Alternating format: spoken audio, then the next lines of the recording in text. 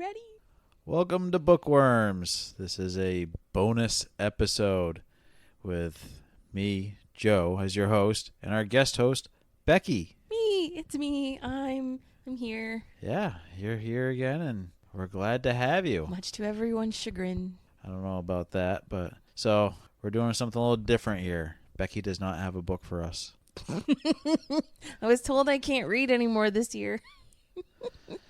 She told me that she couldn't do any more podcasts because she didn't know how to read books for a podcast anymore. I don't. So what we're doing is kind of like what Alex and I did at the end of last season, and where Alex read a book and described it to me. So this time I read a book, and I'm going to describe it to Becky. This is a book that I read for a book club that I didn't really want to, where I didn't really initially want to read, but Becky talked me into it. And it turned out it was a good book. So here we are. You're welcome. That was where you're going to leave me hanging there. Anytime. So the book, it is a genre I don't normally read. It's more of a thriller. It's called None of This Is True by Lisa Jewell. And when I first read the description, I thought, I was like, oh, this is going to be one of those man-hating feminist books. Oh, boy. And to be honest, the first couple of chapters weren't looking very good.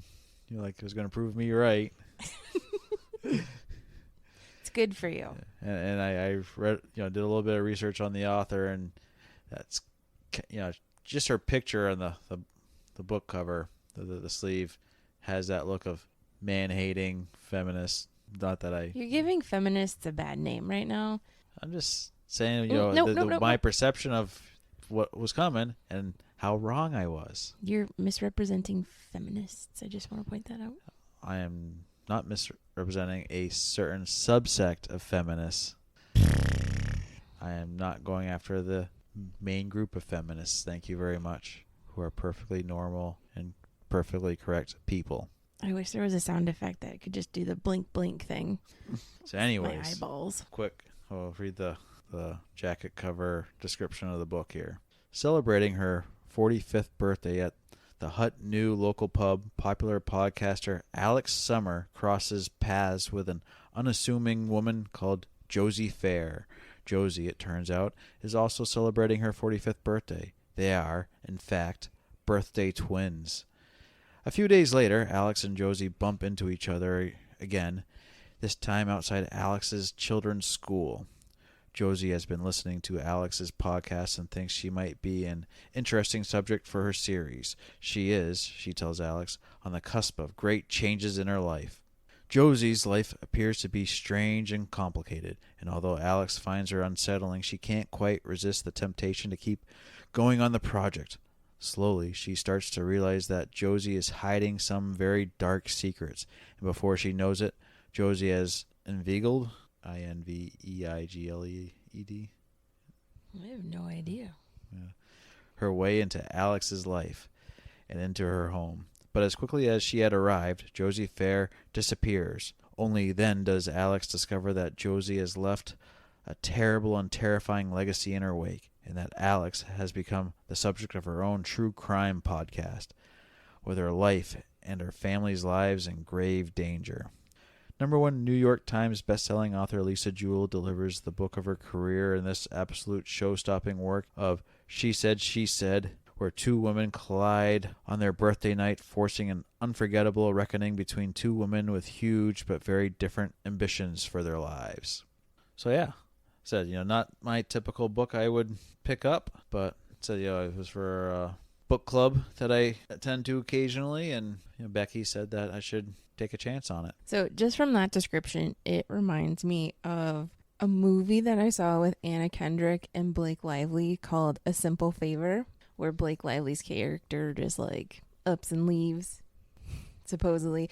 And then also crossed with this book that I read as a kid from I think it was originally written in the 1970s, called A Summer of Fear, where this teenage girl's cousin just sort of slowly takes over her life. So that is that's what I'm going into this with. Okay. 1970s Anna Kendrick, Blake Lively. They should make a movie of that. I'd watch it. I'd watch that. I don't think they had podcasting back then, though. Wait. But yeah, so and again, a book about a podcaster seems kind of lame, most of the time in my opinion, because almost a little too on the nose. Maybe I'm just too old for these modern times, but You are ancient. I am ancient. And so, as I was explaining to Becky before we hit record, we're going to start at the beginning, which is actually starting at the end, where we get a little... Does it get meta? It does not get meta. Oh. But it has a guy drunk in a hotel with a random woman, and he's trying to go home to his wife, and steps outside the hotel, and it's not his wife in the van, and it's this woman. He's like, "Oh, I thought you were supposed to be gone." She's like, "Just get in the car and I'll take you home." And he's like, "Fine." And just really a lot of bad vibes. Okay, some scummy guy. As I said, I thought this was going to be hating on the men. They're all a bunch of dim-witted losers, and a bunch of women that are going to drag themselves out of some bad situations and go rah, rah, rah.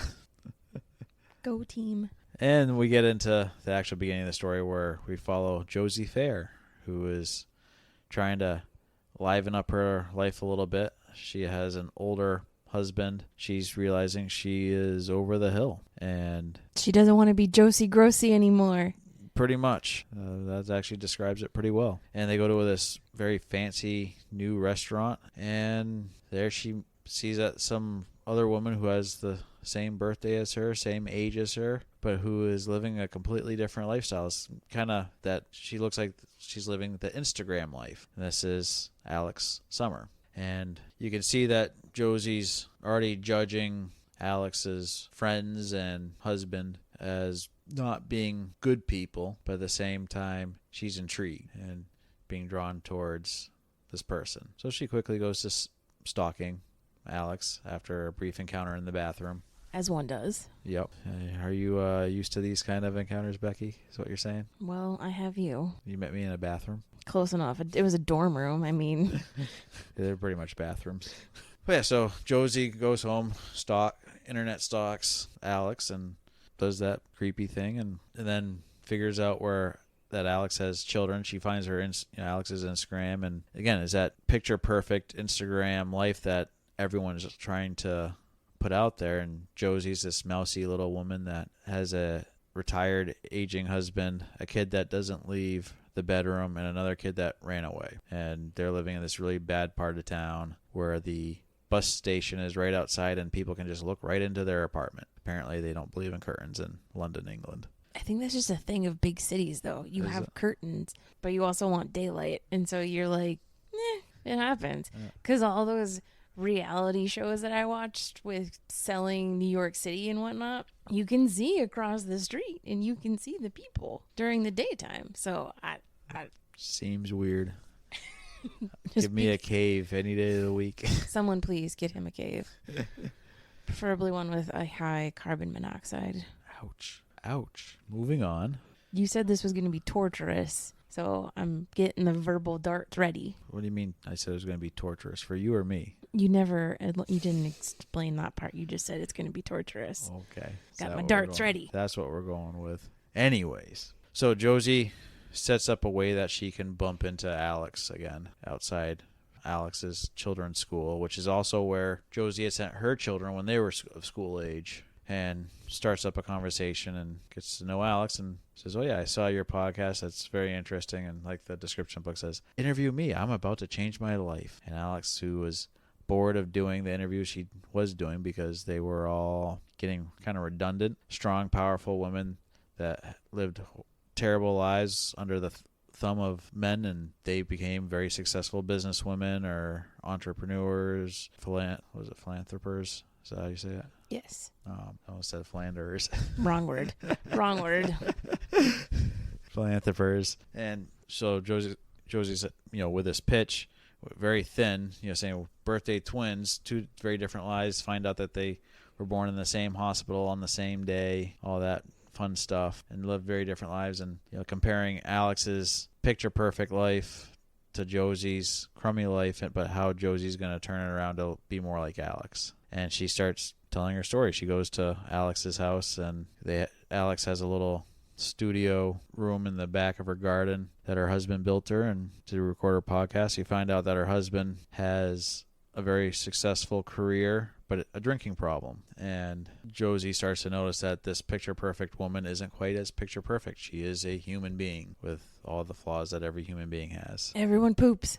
Everyone poops. Though apparently Alex's bathrooms have all the highest priced soaps and toilet papers, so some of us have a little luxury in the bathrooms, I guess. But Yes. Yes. But yeah, so that's the beginning of the story. Any questions there, Becky? Pretty straightforward. Yes. Yeah. Oh, you have a question, or yes, straightforward? I don't know. I think it would be so cool though to meet the birthday twins. So I met one person who has my birthday, but they're a year younger. However, my mom has always said that when she went in to give birth to me, it was apparently like the day to give birth. And she didn't even give birth in a labor room. It was like an OR or some sort of surgical prep area. It wasn't like a labor delivery room. And I was not delivered by a C-section. So an operating room would be weird, I think. But there were so many of us, and I did not meet one of those fuckers my entire time. And I did not leave the area. I was born in the hospital in my hometown, and I went to school in my hometown. So unless all of those people went to the private schools, where did they go? Where are they? They all I had have money questions. and went to the private schools. Probably. Well, so I don't have a true birthday twin that I've met, but I do have two interesting ones. One is one of my closest friends from growing up. We found out late high school, even though we've been friends since we were 2 and 3. We grew up together. He's a year younger than me. We had the same birthday. Yes, well, considering who that other person is, this doesn't surprise me at all. It's Adam. Adam's probably like, what? Me? Pretty much. And the funny thing is, Adam forgets it every year. And I always say happy birthday. He's like, how do you remember this? It's like, Adam, it's the same as mine. Oh, yeah. Happy birthday. You guys are adorable. Yeah. And then I had another friend back in elementary school. He was born 4 hours after I was, but on a different day. So I was born almost at midnight, and he said he was born like 3 a.m. The next day. So we were close, and our moms were good friends, so we always hung out. So, but then they moved. So unfortunately, But yeah. So that was the closest I came to birthday twins. Another weird fact: in the town I grew up in, of let's say like 1,000 people, my class in that town was, I think, like 27 kids. You were all cousins. We were not all cousins. Thank you very much. But a third of us were born within a month of each other. Because you were cousins.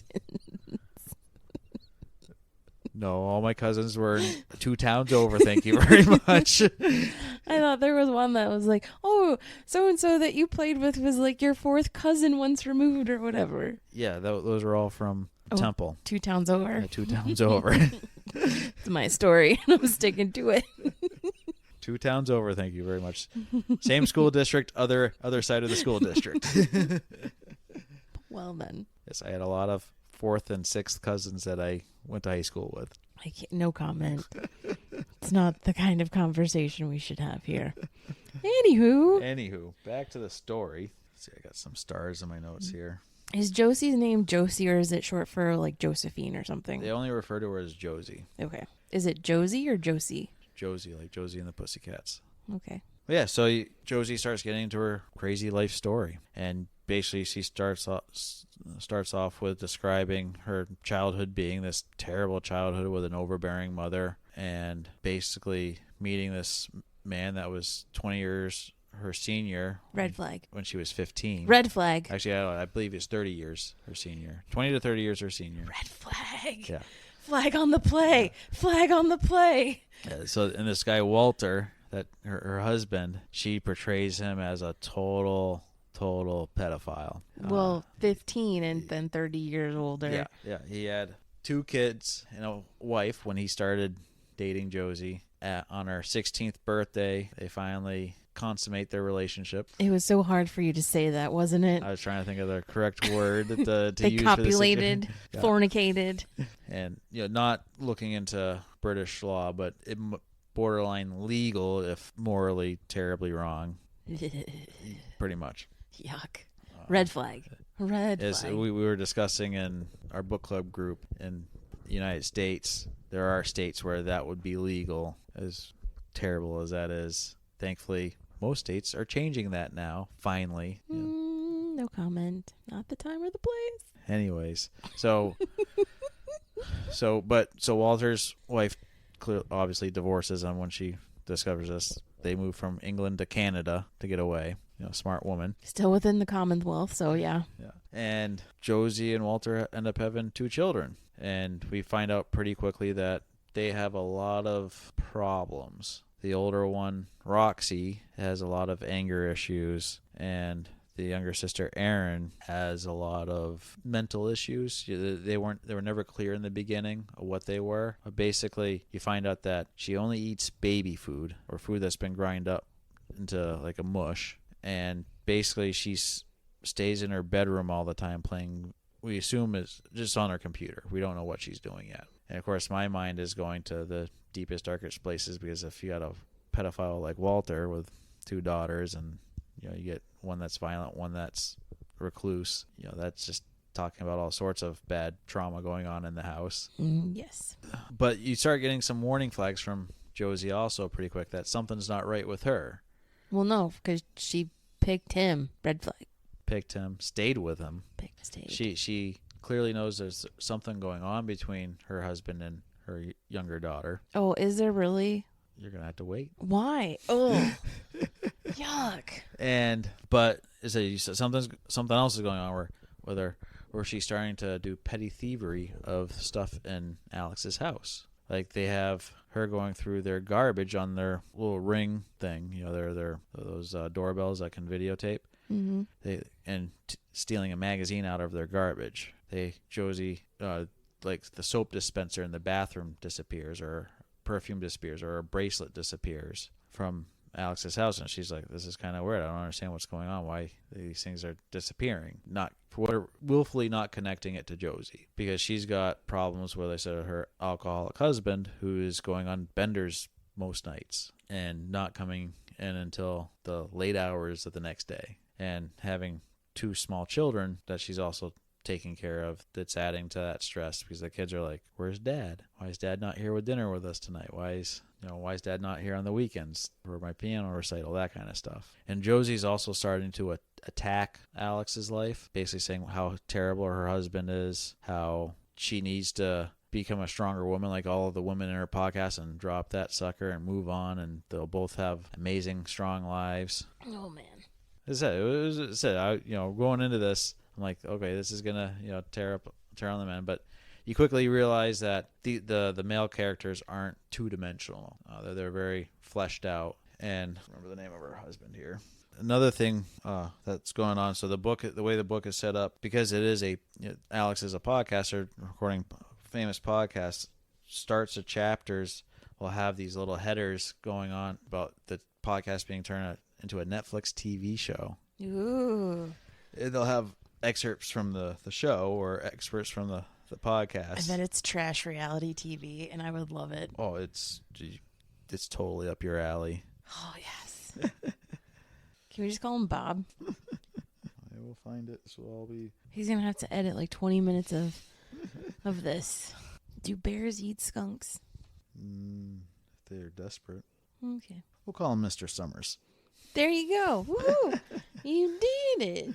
Anyway, so where was I? So Mr. Summers is having drinking problems. He goes out with his buddies who cover for him all the time, and you get a lot of questions going on. But he hates Josie. He hates that she is in the house. She just gives off bad vibes. One of the things she does, she wears all denim all the time. Oh, the 90s called. Yeah. Brittany and Justin want those back. Yeah, and at one point, Josie convinces Alex to take her shopping for new clothes for the new person she's going to be, and that she has like 2 outfits, and that's all she wears, and it's basically something that Alex wears, the kind of things Alex wears. So they're looking more and more like sisters, I guess you could say, not twins, but that's kind of what she's basically has that attitude that she's trying to take over Alex's life. She wants to become Alex, and it's just. You get all these bad vibes off of her. You are not selling me on this book. If your goal right now is to sell me on this book. Well, what do you expect? This isn't I guess. Why? How am I not selling you on this book? I enjoy thrillers. This sounds like I would, if I were reading it at the beach, I would be not sad if it got wet and drifted elsewhere. So the first bit of it, it's kind of slow. You're like, okay, where's this going? And then it said Josie pretty quickly starts She does weird stuff. doing weird stuff. Kind of, you start getting hints. Okay, something's not right here, and knowing that, hey, this is supposed to be a thriller. Something's gonna happen. You start like, okay, what's gonna happen? You get that excitement of, okay, what's she gonna do? Because you know Josie's gonna do something. So she disappears. Not yet. Oh my gosh. Make her go away. So You're the one with the notebook. Make her go away. well, she convinces Alex to interview her mother, Maxine. Alex's mom or Josie's mom? Josie's mom. Okay. And so they go to this, what do you call it? Restaurant? No, Lounge, basically it's strip like club. a housing project Okay. where Maxine is basically Queen Bee rules the roost. Finds out Maxine was this highly successful, brilliant woman when she was in college, on the fast track to becoming like first woman CEO kind of stuff. Gets knocked up, has to drop out of school, take care of the kid. Who is Josie? Who is Josie. And she basically runs this association now, and everyone loves her because she has dedicated her whole life to this thing at the cost of losing her chance of a career and her daughter. So she's very demanding, very type 1 personality, very controlling. And it's kind of like, okay, I can see why Josie's kind of weird, because clearly there was some neglect of some sort. Not necessarily bad neglect, but obviously enough that Josie's marrying a guy who is 42 when she's 16. And so it's like, okay, I can't, but Josie's story is starting to seem sus, a little suspect here. So then Josie convinces Alex to invite Josie and Walter, the old husband, over for dinner, so that the Summer, Mr. and Mrs. Summers, and Mr. and Mrs. Walter or Mr. and Mrs. Fair can have a get together, and the boys can talk and the girls can talk about podcast stuff. Mr. Summer goes out with his friends instead and gets drunk and doesn't come home that night. So, of course, Josie's using this as an excuse to lay into the husband, and she's noticing all these flaws with the house and its clutteredness. And basically you're seeing that, this picture-perfect house isn't really picture-perfect because, again, humans. But for somehow Josie convinces Walter and Alex to go out to the studio to show it off without her there. Very awkward. But Walter is alone with Alex, and he says to her basically, hey, don't believe everything Josie says. She likes to manipulate people. Leaves it at that. Walks out, had 2 beers. They go home, and Alex is all like, what the hell is that about? Like, I know she's not being totally honest with me, but whoever is, well, Josie and Walter get back home, and then she disappears. No. She lays into Walter for ruining the night, for being a drunk and awkward, and we find out that she was actually listening to the two when they were in the studio. She was standing outside in the garden, eavesdropping, saying, you're trying to ruin me. And then she starts calling him a pedophile. And then we get end of chapter, end of part. I think that's end of part 2. Next thing you know, she's showing up at Alex Summers' house, all beat up, saying that Walter beat me. I need a place to stay. I have nowhere else to go. So she moves in for like 2 weeks, wearing Alex's clothes, staying in the guest bedroom, basically following the children around. She has one of those little purse dogs that's shitting all over the place. Just being a terrible house guest, refusing to go to the cops, saying that her daughter is staying with friends who, according to her earlier, daughter had no friends because she never leaves the house, and refusing to go home, refusing to go to her mom, refusing to go to work even. And of course the husband, Mr. Summer, is like, get her the hell out of my house. He's so excited about this turn of events. So he's like, we have problems because I have a drinking problem. We can't work on it until she's out of the house. And until she gets out of the house, I'm going to go out drinking every night because I don't want to be here because she creeps me the fuck out. Meanwhile, Walter's decomposing at the bottom of the steps. Pretty much. Yeah? Pretty much. Ew. I mean, it gets to the point where Alex is like, I need to get out of the house just to get away from this woman because she is not giving me a moment's peace. She follows me around the house after I drop the kids off to school. She goes by Josie's house to look in, and the place looks just like it's empty. It's like, this is weird. Like, supposedly Walter always sits at his computer by the window and sits on his computer scrolling through something, and it's kind of indicated that it's not quite legal, aka pedophile stuff. You. That's what, Josie never says it, but that's kind of what she is hinting at when she's saying what he's doing. Does he work for the FBI? Is that why he has to look at He's a retired handyman.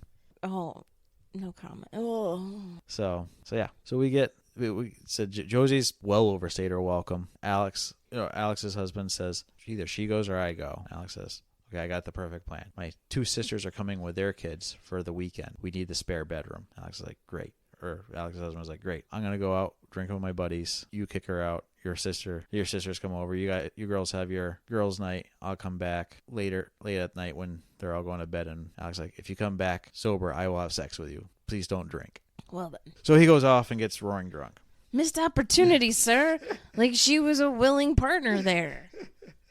And Alex is going on about how skeevy it feels that she has to convince her husband to not go out drinking. Just to it's like, I will have sex with you to that is kind of icky, kind of a thought that's what it's come to. But he's out with his buddies. Josie's disappeared as far as Alex is concerned, but we're still kind of following her because she's following the husband.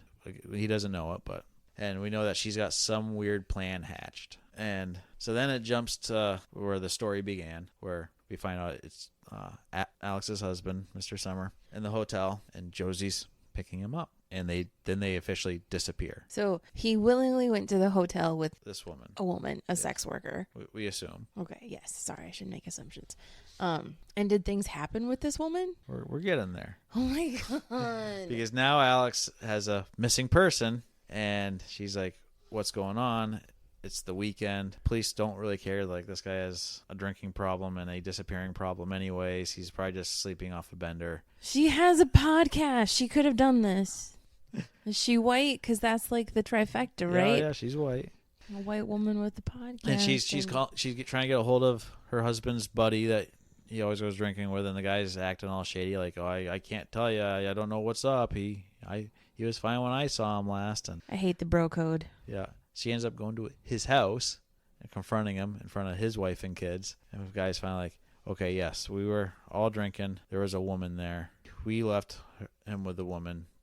We don't think he was going to do anything, though, because he loves you too much. Oh, men are dumb. On top of it, Alex is now finding stuff that's indicating that he has been seeing women when he goes out drinking. Like a phone number with a woman's name on it. I forget what else. Well, true to the story, none of this is true. Josie set the whole thing up to get back at the husband and Alex for kicking her out. So Josie hired sex workers?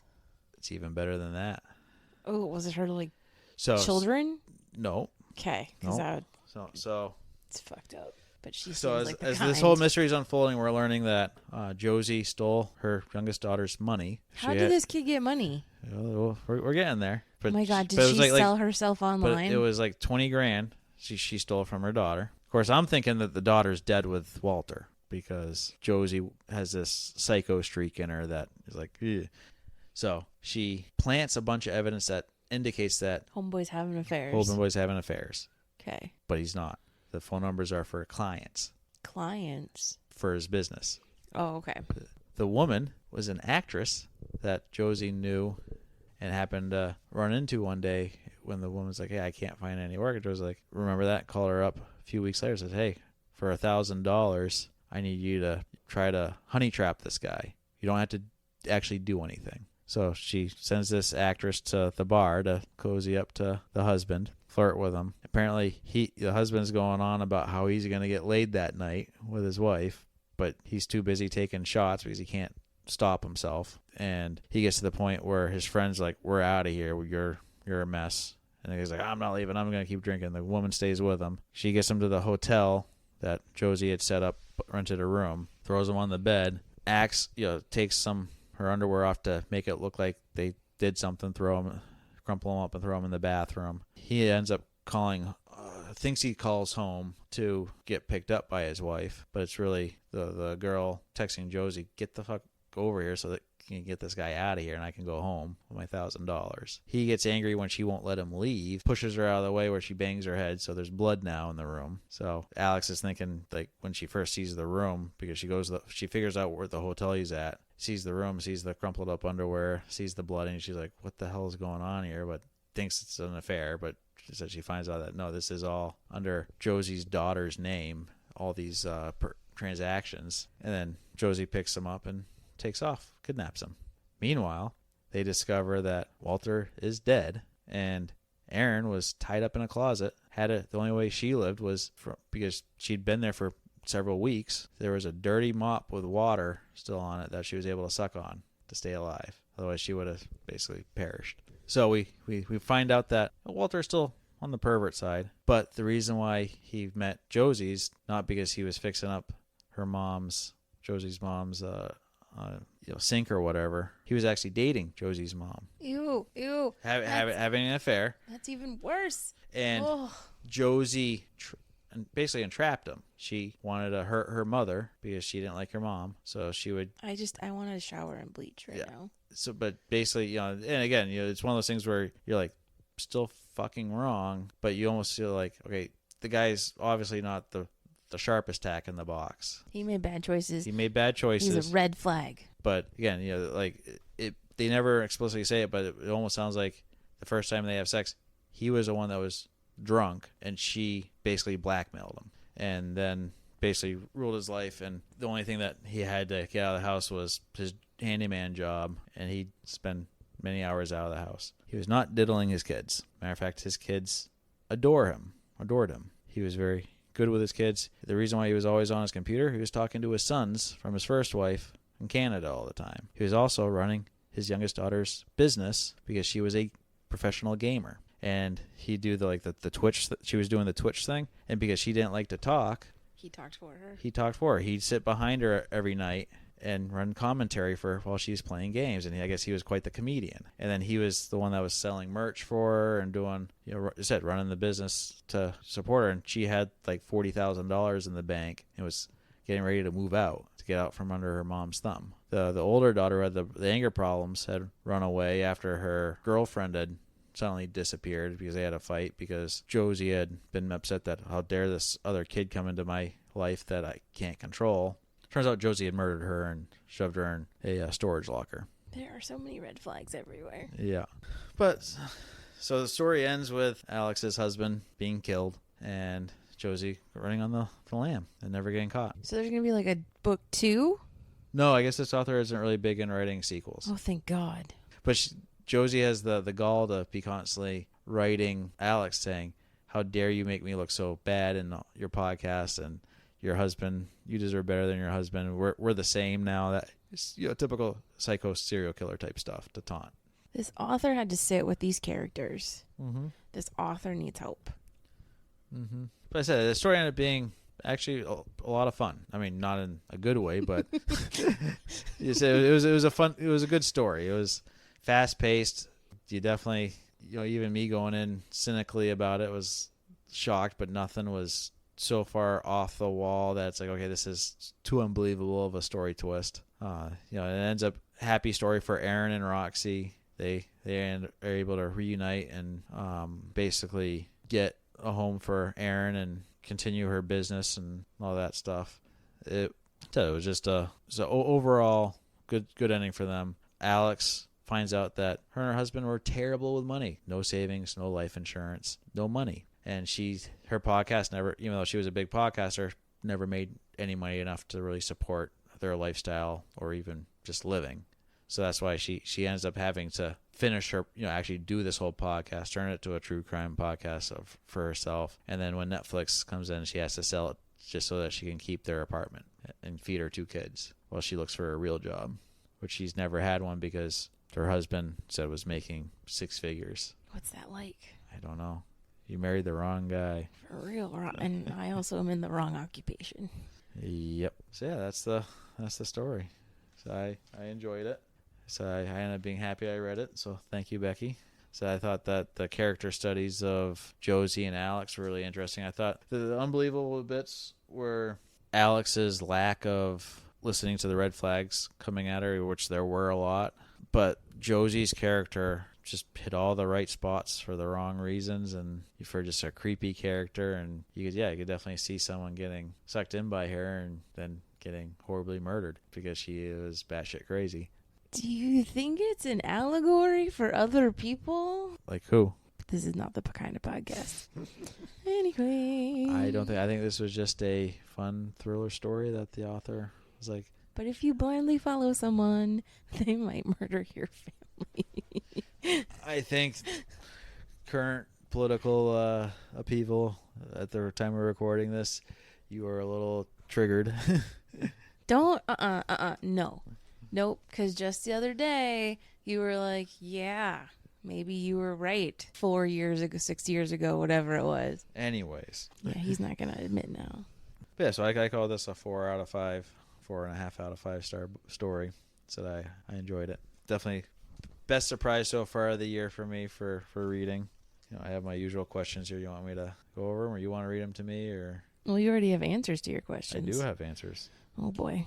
So like I have the first question here is, with the title of the book, were you suspicious from the start? So the book title, as I said, is None of This Is True. And if I hadn't read this question, getting ready for reading this book, knowing that I was going to do a recording, I probably would have easily just not have connected it, I guess. Like it would just, you know, I don't know with you with book titles, sometimes you're not thinking about it when you're reading the book. So it's not really, that's the big hint. And of course, I'm going into it thinking, it's like, okay, every lie has to have a grain of truth, otherwise it's not believable. So I went in initially looking for, okay, what's real and what's fake. It's like, okay, yes, Walter is a pedophile, but obviously something here is exaggerated, and there's all this stuff not being said that indicating that there's worse stuff going on in the home, that he's beating her or hurting his children or something. So you kind of, even, you know, knowing that, hey, supposedly none of this is true, I was still getting sucked into like, oh, okay, this guy's still wrong. He's still a pedophile. Still a pedophile. Like, shit happened, yes. Yeah, shit happened, but he's still a pedophile. Well, again, it sounds like none of it was technically illegal. So everything fell within the law for that stuff. So heebie-jeebies, yes. Very wrong, yes. But he did nothing illegal. So do you understand what I'm saying?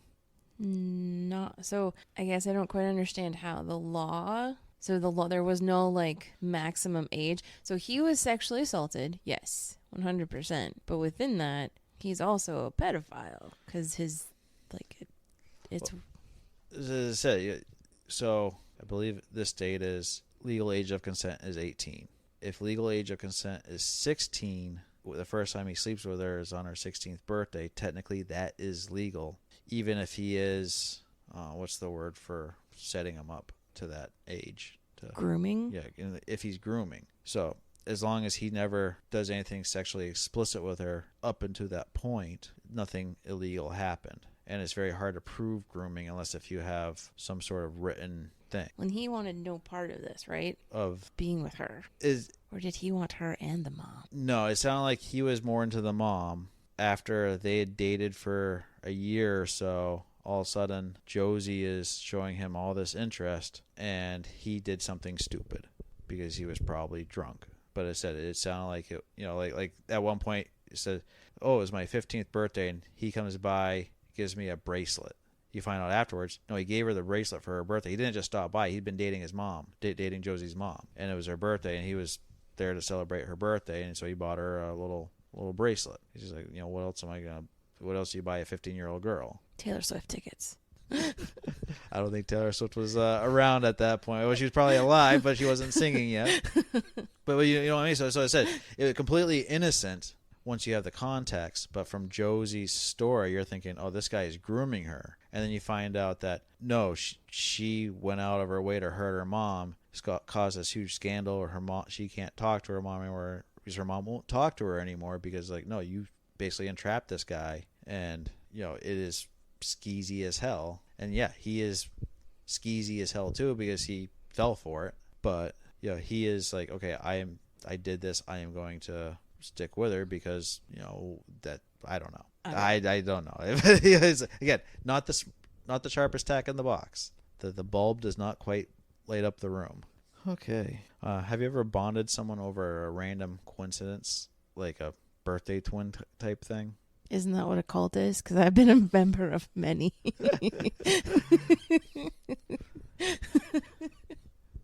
Something that seems like it's completely random that you have in common with someone else. You're like, oh, we should be best friends.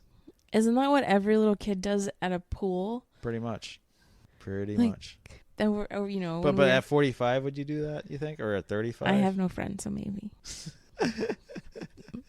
My only friend is dead in our yard right now. The baby skunk was not your friend. It is stinking up the yard. The only good thing about it right now is it's going to keep the homeless people this weekend away while the pot festival is going on. In the back. Oh my gosh, we're not going to be able to know if it's the pot or the skunk. Oh man. Oh man. Hey, another question I put in here was, why does Alex basically put up with Josie's creepiness? Because she has no friends either. But she does, and she. Okay, so she's going on about her husband being a drunk, going on binges every night. She's drinking a half a bottle of wine by herself every night, waiting for him. She's going out with her sisters for liquid brunches and lunches most days. So yeah, it's one of those things where The way that society views how men and women drink is very interesting, because a woman finishing half a bottle of wine isn't like, that's just sort of the norm. I mean, think about all of those signs at not necessarily Target, but like the craft stores. It's wine o'clock, wine and dine. I mean, we were even at someone's house over vacation, and they had a couple of the wine decoration things too. So it's a culture thing. I get that, but it's like at the same time, it's like, okay, you are drinking maybe not as heavily as the husband or out of control, but it's like you're still heavily drinking, and you have 2 small kids in the house, and it's like you need a. But again, and if she's doing it at brunch, Yeah. another socially acceptable time, Yeah. and she's with her sister, so it's that socially acceptable. And I get that. It's like we've had a debate before about guys or people that drink whiskey versus beer, and how the people that drink the whiskey, even if they're drinking the same amount of alcohol content, the person that drinks the whiskey is considered the alcoholic, or the guy that's putting away a 6-rack of Bud Light or a 30-rack of Bud Light is, oh, that's okay. What's a 30 rack? Case of beer, that's 30 beers in the case. It just makes me want to puke. It's a lot of peeing. A lot of peeing. But yeah, it's like, you know, with all these red flags, why is Alex still going ahead with this podcast? And it's like, you know, she's so caught up with it. She wants to. It's a cult. Yeah, of her own making. She's so desperate to have something exciting in her life because she's bored. She's a bored housewife, essentially, that doesn't know what to do with herself. Her podcast isn't quite what it used to be, and yeah, she just needs something to fill her time with, and this seemed like an interesting opportunity, and she's willing to. What got me, like I mentioned at the book club, is she's got 2 young kids in her house, and she's inviting this stranger into her house who's showing all these red flags, leaving Josie alone with her kids, person that she doesn't really know. They have like 5-10 hours worth of content recorded, and this woman's just living in her house now. No thank you. No comment. What? I don't know. We let strange people with our kids all the time. Have you seen the people we hang out with? But we at least know them, and they're not setting up red flags. They know Alex is not a stranger danger person. That would be my brother. Thank you very much. Another thing is here is, you know, why does Josie think Alex will change her life? Because, you know, basically Josie's using Alex as her catalyst to get out of this rut that she's in. Because I don't think Josie, for how cunning she wasn't very bright. She knew how to manipulate, but she wasn't able to do it consciously. And so she's saying, hey, this woman is interviewing all these women that have changed their lives for the better. If I talk to this woman, maybe my life will change for the better. Not understanding that, no, these women are talking to Alex well after the fact, and they had to get themselves out of whatever bad situation they were in and then work on themselves. It wasn't going to someone else to make their lives better for them. And I don't think Josie had the capabilities to recognize that. Most people don't want to do the work. No, that's the other thing, is Josie didn't want to do the work. She wanted to take over Alex's life and just become Alex, because she saw this Instagram profile of picture perfect life. She's like, I want that, so therefore I will become this person. I will slowly infiltrate their life like a parasite. It's going to be very beige, y'all. Like, that's what a lot of influencers are. They're very beige. They make fun of millennials for liking beige. Whoa. I thought you liked beige. I don't like beige. I like gray. But I also like color. Remember, I dyed my hair pink, but it was supposed to be purple. And you hated it. Because you didn't like it. You were mean. I wasn't mean. He was mean. I wasn't mean. He was mean. Yeah. He called me all sorts of names. Yeah. If I wind up dead, you'll know why. Why are you going to wind up dead? Because you're going to beat me to death. Why would I leave evidence? Okay, then. We're going to keep this in the recording so that when I disappear, you'll know what happened. He's not going to disappear because of me. He's going to disappear because he's going to be able to buy a house in the mountains of New Hampshire. And he's going to become a hermit, which is has now his lifelong, his new dream of life. He's only going to crawl out of his hut during the winter so he can ski. I'll crawl out in the summer to go hike. I still got some 4,000 footers to go. My God, you'll be able to smell him before you see him. Okay, so... Where in your notebook are you? So we're gonna do one more question here. When you visit the shack, you'll find notebooks everywhere. In the last scene of the story, Josie's on a bus contemplating her past, her recent past, her distant past. Basically, she's shifting blame off of herself onto those in her life. And she's able to convince herself that what she's telling Alex and all these other people is the real truth, not something that she just came up with. And I guess the question is, do we think that she really does believe that, or if it's just a pleasant lie that she can help her sleep? And basically, so Roxy's girlfriend, I think her name was Brooke, is found killed, and Josie's saying, oh no, Roxy's the one that killed her. I just helped hide the body to keep her out of trouble. And Walter apparently knew about this, but was so afraid of Josie. Red flags.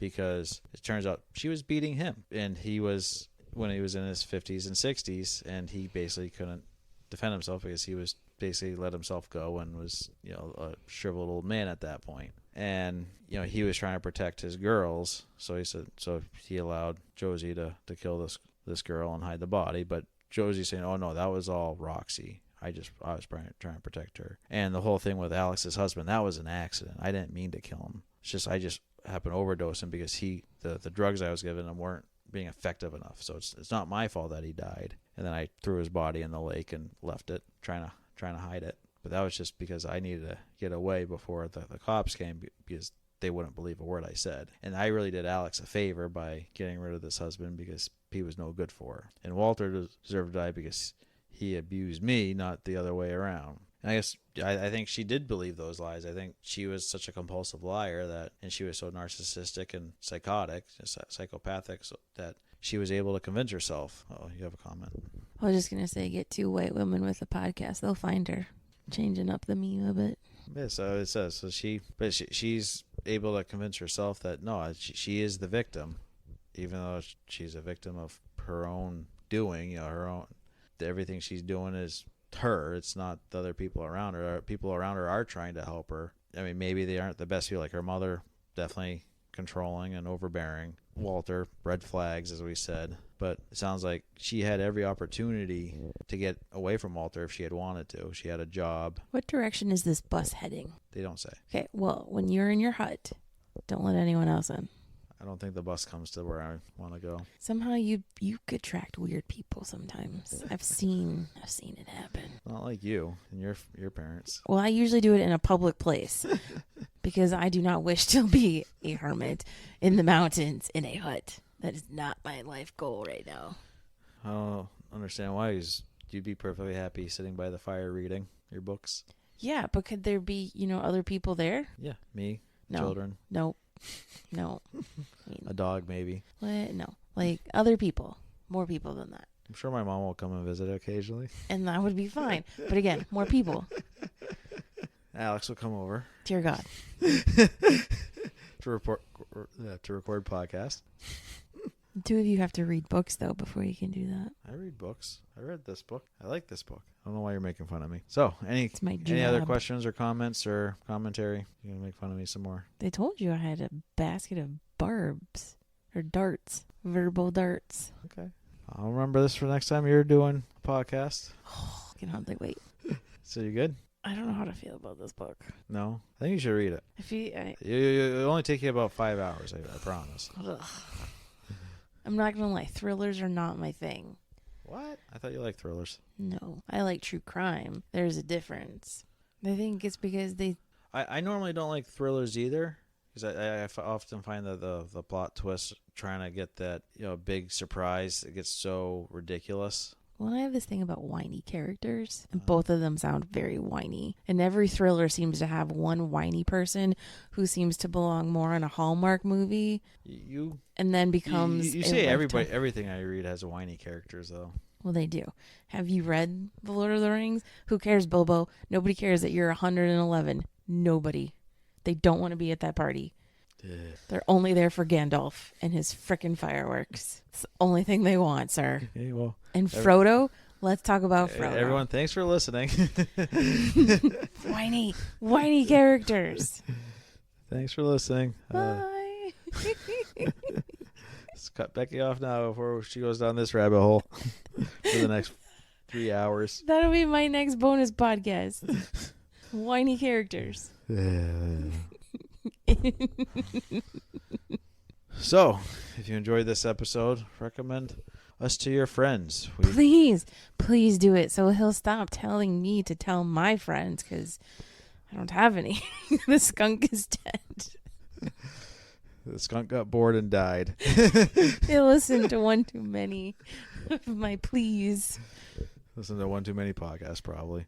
We are on all of the major podcast apps, so we also have an Instagram at kendallbookworms. You can email us at kendallbookworms@gmail.com. You can DM us or give us a rating or a comment on Spotify or Apple. We're on Podbean. You can go there too. But definitely get a hold of us. We'd love to hear from you. Alex has some books out for sale. The Amazon link, it will be in the description. Please talk to them. Yeah, they need new friends. Yeah, we would love book recommendations for these bonus episodes. If you're an author, we would love to hear from you and maybe give you an interview. Something, anything. Please help on so they don't Spotify, live in the hut. I often put questions on there, so you can always go in or a poll on there. You can always go in there, drop a comment there, to answer to the poll. Those are always fun. Give us some interactions, though. We'd love to see it. Anything else from you, Becky? Or are you done? How are you going to do this living in a hut? Quite simply. Okay, well, that is all. Thanks for listening. This has been Bookworms. Bye, worms.